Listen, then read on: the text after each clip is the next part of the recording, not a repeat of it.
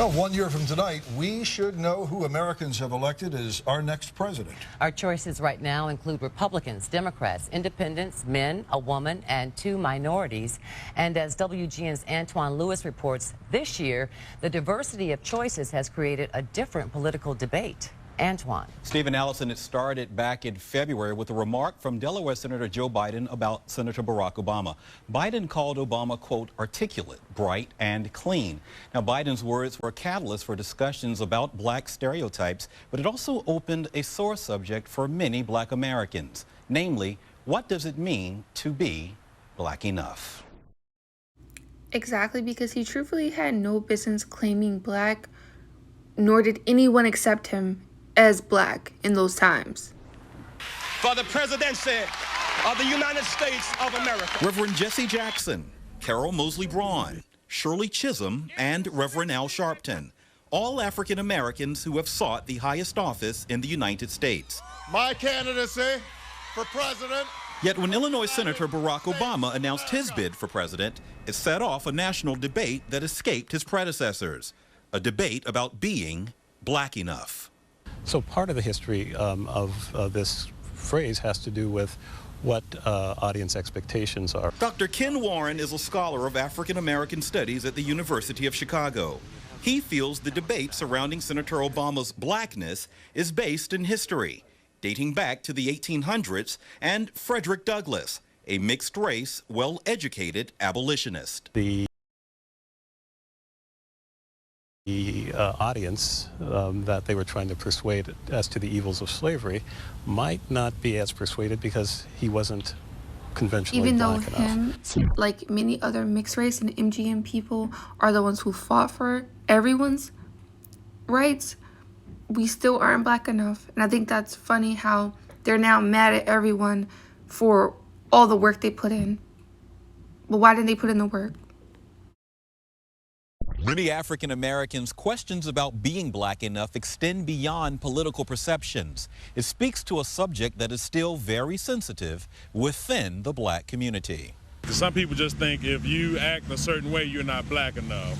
I think people have certain expectations of what a black man or woman should look like, sound like, act like. These are often based on stereotypes. I personally don't see anything wrong with that. Every group is held to their own set of standards. And stop trying to force your way into a group that does not want you nor does it accept the way you act. It's really that simple. Like, everyone always wants to be like, oh, we're all one race, the human race, but that's not reality. There was different tribes of Native Americans, there are different tribes of Africans. There's going to be different races. It's really that simple. Right. What is it that is expected other than our being who we are? It goes back to the days of slavery, when plantation owners placed dark-skinned slaves in the fields, while those with light skin worked in the house. This led to prejudice within the black race and a perception that light-skinned slaves were superior. It's almost like they would prefer to be in the house with the slave masters. Like, you want to be in the house with them? They're literally psychopaths and you want to be in the house with them. Someone who's okay with beating you, raping you, torturing you at any given moment. That's what you want. Grandfather was a sharecropper. Retired Chicago banker Lucille Conway grew up in Birmingham, Alabama. Though she's never experienced interracial prejudice herself, she knows it exists. Sometimes you can see that another person of lighter skin will look at you with the brown skin thinking that they are better. I personally don't understand why they care, because I personally would never care if another group thought they were better, less than. I don't care. It's not my group. And Obama isn't black, he's mixed, so he's for a different group. I don't understand why they would care what he thought. Unfortunately, Obama did bring this on himself by even claiming that, but they would have just complained if he didn't claim it. So it's like, given his age, you know. See, I had this argument with like so many people about Trump because I like Trump as a president. They'd be like, oh, but he doesn't care, like he thinks he's better than black people or minorities. And I'm like, as long as he does what I want him to do as a president, I don't care what he thinks about us, as long as he does what we need him to do as a president. Furthermore, Biden is way more racist to black people than Trump ever was, and yet they support him just because he put on a good face. So you want people to pretend be nice to you, or you want people to actually give, like, there's a benefit to what they're doing? Because you can't have it both ways. Not everyone's gonna like your race. Who cares? Sometimes I was too black, and other times not black enough. Former Chicago alderman turned radio broadcaster Cliff Kelly is light-skinned and knows the skin color tension quite well. Like the darker Lucille Conway, he wishes it would go away. We need now more than ever to bring about some sort of cohesiveness because of the fact time's passing. You're either going forward or backward. We are regressing. The thing is, we should have never been forced to be the same. And it wouldn't be a problem. We would just be two separate races who could be allies. But no, everyone wants to push this agenda that we're the same. And it's never been that way.